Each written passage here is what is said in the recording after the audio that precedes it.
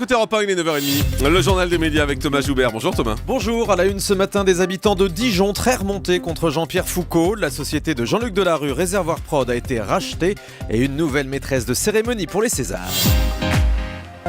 Et on commence avec cette polémique déclenchée par Jean-Pierre Foucault à propos de Dijon. Dijon qui accueillera l'élection de Miss France samedi soir. Dans l'émission de Thierry Ardisson ce week-end, Jean-Pierre Foucault avait déclaré ironiquement « Je ne dors pas à Dijon car quand on dort à Dijon, on se réveille à Dijon ». C'était évidemment une boutade, mais très mal perçue par la presse locale et certains Dijonnais. Un candidat à la mairie de Dijon a même demandé au producteur de l'émission de remplacer Jean-Pierre Foucault. Il est inconcevable que l'émission soit animée par un personnage qui n'aime pas Dijon et le fait savoir sur les plateaux de télé. C'est ce qu'il écrit dans un communiqué. Devant cette levée de bouclier, Jean-Pierre Foucault a présenté des excuses dans le quotidien local Le Bien Public. Il reconnaît avoir fait un jeu de mots de faible niveau et assez médiocre. On verra quel accueil lui sera réservé samedi soir en direct sur TF1. La société de Jean-Luc Delarue, Réservoir Prod, serait rachetée par le groupe Lagardère. L'information est confirmée ce matin dans le journal Les Échos. Le juge des affaires familiales a tranché en acceptant l'offre du groupe Lagardère pour reprendre la société de production qui appartenait au jeune fils de Jean-Luc Delarue depuis son décès. Le montant de la transaction n'a pas été dévoilé, mais il pourrait être compris entre 10 et 15 millions d'euros. Réservoir Prod produit actuellement les émissions de Stéphane Plaza sur M6 et Toute une histoire sur France 2. Les Césars auront une nouvelle maîtresse de cérémonie cette année. L'actrice Cécile de France a été choisie pour succéder à Antoine Decaune. L'animateur était contraint de céder sa place cette année. La passation de pouvoir s'est faite hier soir sur le plateau du Grand Journal de Canal+. Écoutez. Je vais vous succéder, mon cher. Mais cette fois-ci, vous allez le remettre et non pas le recevoir. Voilà, Ça vous changera. Je vais faire votre boulot. Je vais essayer d'être à votre hauteur. Vous y serez très facilement. Juste un petit conseil, n'oubliez pas votre damar parce que la salle est assez fraîche. Ah, ça va, c'est tout. Oui, c'est tout. D'accord. Et sinon, on y va avec de l'humeur et ça passe. On sera tous là devant le poste. Et ça sera quand C'est le 27 février. Le 27 février. Oui.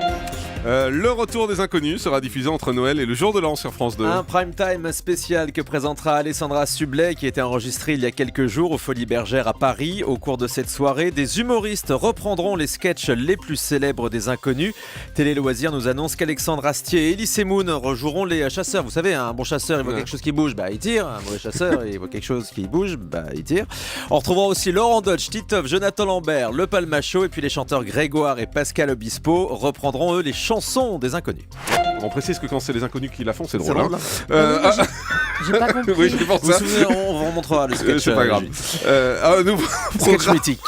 Mais je m'en souviens plus de ce sketch en plus. C'est vrai. Un Il bon est connu chasseur, il On tire. va avancer, Julie, parce qu'il est 23h. Bah, je sais pas. Un nouveau programme humoristique tous les soirs sur Sister. Sister, c'est une des nouvelles chaînes de la TNT. Depuis hier soir, elle diffuse tous les jours à 20h35 un programme court intitulé Family Blague, produit par Stéphane Rothenberg. Les participants sont des anonymes qui racontent des blagues au cours de leur dîner de famille, des blagues de toutes sortes, notamment par exemple les chasseurs, on sait pas. Catherine Chauffer, la directrice générale de Sister, est interrogée au micro Europe 1 de Romain Ambrois. Pour juger un programme d'humour, on s'est quand même réunis à plusieurs, beaucoup de gens de l'équipe, parce que l'humour, c'est quelque chose qu'on peut partager, mais aussi c'est quelque chose qui marche pas toujours sur tout le monde. Donc là, sur toutes les blagues, on se réunissait, on les regardait, et celles qui faisaient rire au moins 3/4 de l'assistance, on les gardait. Et après, on reste quand même pas trop politiquement correct. Donc voilà, on peut faire quelques blagues en dessous de la ceinture, mais ça reste très familial, avec des blagues de blonde, des blagues de région, des blagues de Toto, des blagues pour faire rire tout le monde. Énergie 12 modifie encore ses programmes en access. Les contre-performances se multiplient pour la chaîne. Après seulement une semaine de diffusion, la série Sanctuary a été déprogrammée depuis hier soir. À la place, Énergie 12 a ressorti sa série Stargate SG1. Il faut dire que la semaine dernière, Sanctuary ne rassemblait que 100 000 téléspectateurs entre 19h et 20h30. La Ligue nationale de rugby veut résilier son contrat avec Canal+. C'est ce qu'elle a annoncé hier soir dans un communiqué. La Ligue va lancer cette semaine un nouvel appel d'offres pour les droits de diffusion du Top 14 pour les 4 prochaines années.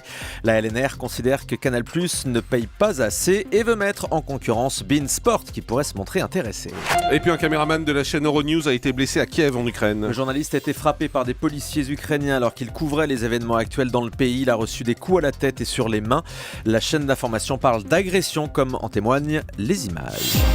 Et on termine avec le chiffre du jour. 3,5%, c'est l'audience moyenne de D8 au mois de novembre selon les chiffres mensuels de Médiamétrie. La chaîne du groupe Canal repasse devant sa concurrente TMC le mois dernier avec 0,1% d'avance.